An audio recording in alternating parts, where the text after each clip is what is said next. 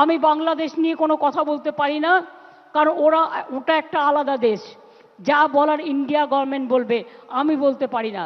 কিন্তু আমি এটুকু বলতে পারি, অসহায় মানুষ যদি বাংলায় দরজা খটখটানি করে, আমরা তাদের আশ্রয় নিশ্চয়ই দেব।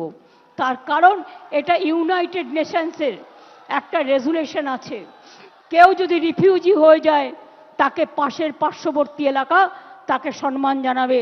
যেমন আসামে একটা গন্ডগোল হয়েছিল বড়দের সাথে, আলিপুরদুয়ারে তারা দীর্ঘদিন ছিলেন, আমিও গিয়েছিলাম তাদের সাথে দেখা করতে।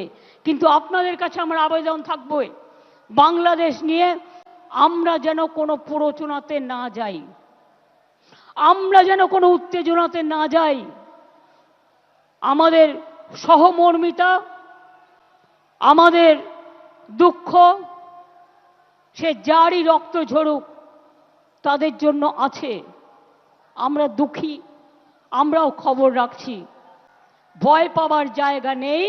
মনে রাখতে হবে, আমি ভয় করব না, ভয় করব না, আমি ভয় করব না, ভয় করব না। আমরা লড়াই করব। हम लड़ेंगे, हम करेंगे, हम जिताएंगे और हम दिशा भी दिखाएंगे। মনে রাখবেন, লড়তে হবে, গড়তে হবে, চলতে হবে। আর আমি মনে করি তৃণমূল কংগ্রেসের কোনো নেতা নেই, কোনো কেউ কেটা নয়, আমরা সবাই কর্মী। যেদিন থেকে দল তৈরি হয়েছিল এই কথাটাই বলেছি, আমরা কেউ নেতা নই, কর্মীরা ছাড়া কোনো কিছু হতে পারে না। কর্মীরা আমাদের সম্পদ।